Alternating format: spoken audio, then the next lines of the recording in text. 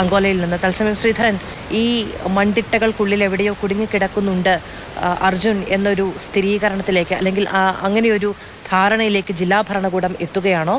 ഇപ്പോൾ കരയിലും ഒപ്പം ആഴങ്ങളിലും ഒരുമിച്ചുള്ള പരിശോധന തുടരുകയാണ് അല്ലേ?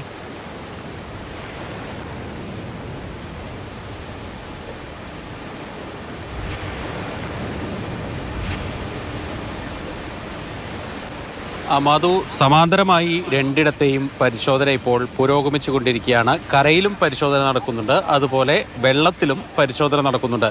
കരയിൽ നേരത്തെ പറഞ്ഞ റോഡിന് ഇരുവശത്തും മണ്ണ് മാറ്റിക്കൊണ്ട് ഇരിക്കുകയാണ്.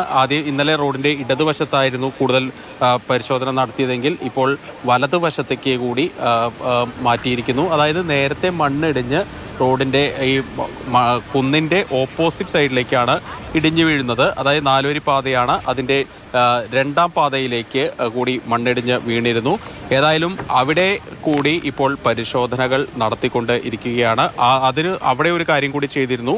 ഈ ഇടതുവശത്ത് നിന്ന് മണ്ണ് മുഴുവൻ വലത് ഭാഗത്തേക്ക് കൂന കൂട്ടിയിടുന്ന ഒരു സ്ഥിതിയൊക്കെ ഉണ്ടായി. അത് ഇരട്ടിപ്പണിയായി എന്നാണ് രക്ഷാപ്രവർത്തകർ, അതായത് കേരളത്തിൽ നിന്നുള്ള രക്ഷാപ്രവർത്തകരൊക്കെ പറയുന്നത്. അതിന് പ്രധാന കാരണം ഇവിടെ കൂടി ഒരു സിഗ്നൽ ലഭിച്ചിരുന്നു എന്നുള്ള ഒരു കാര്യം ലോറി ഉടമ തന്നെ അറിയിക്കുകയും ചെയ്തു. ആ പ്രദേശത്തേക്ക് കൂടുതൽ മണ്ണിട്ടോടുകൂടി ഇനി അവിടെ ഉണ്ടായിരുന്ന മൺകൂന, അതോടൊപ്പം കൂടുതൽ ഡെപ്പോസിറ്റ് ചെയ്ത മണ്ണ്, ഇതൊക്കെ കൂടി മാറ്റിയ ശേഷം മാത്രമേ അവിടെ നിന്ന് പൂർണ്ണമായും അതിനടിയിൽ ലോറി ഉണ്ടോ എന്ന് അറിയാനാകൂ. രക്ഷാപ്രവർത്തകർ ഇപ്പോഴും പറയുന്നത് ലോറി മണ്ണിനടിയിൽ തന്നെ ഉണ്ടാകും. അതിന് പ്രധാന കാരണമായി പറയുന്നത്, ഒന്ന്, എഞ്ചിൻ ഓഫായിട്ടില്ല.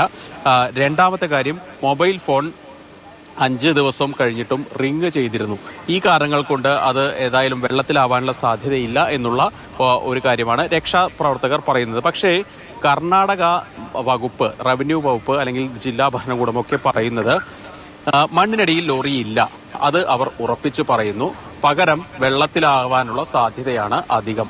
അതുകൊണ്ട് ഇനി ആ വെള്ളത്തിൽ, മധു നേരത്തെ സൂചിപ്പിച്ച ഇപ്പൊ ആകാശ ദൃശ്യങ്ങൾ കാണുന്ന പുഴയ്ക്ക് ഒത്ത നടുവിലുള്ള ആ മൺതിട്ട അല്ലെങ്കിൽ ആ മൺകൂന, അതിനടിയിലാണ് ലോറി എന്നുള്ള നിഗമനത്തിലേക്കാണ് അവർ എത്തുന്നത്. പക്ഷേ അങ്ങനെ ഉറപ്പിച്ചു പറയാൻ തക്ക ഒരു തെളിവും അവരുടെ പക്കൽ ഇല്ലാതാനും. ഏതായാലും ഈ റോഡിലെ മണ്ണ് മുഴുവൻ മാറ്റിയാലേ ഗതാഗതം സുഗമമാക്കാനാകൂ. അതുകൊണ്ട് ആ മണ്ണ് മുഴുവൻ മാറ്റി പരിശോധിക്കുന്നതിൽ എന്താണ് തെറ്റ് എന്നാണ് ചോദിക്കുന്നത്. MK രാഘവൻ MP അല്പസമയം മുൻപ് മാധ്യമങ്ങളെ കണ്ടിരുന്നു. അദ്ദേഹത്തിന്റെ പ്രതികരണത്തിലും അദ്ദേഹവും ചോദിക്കുന്ന ഒരു കാര്യം അതാണ്. ആ റോഡിലെ മണ്ണ് ഏതായാലും അവിടെ നിന്ന് മാറ്റണം.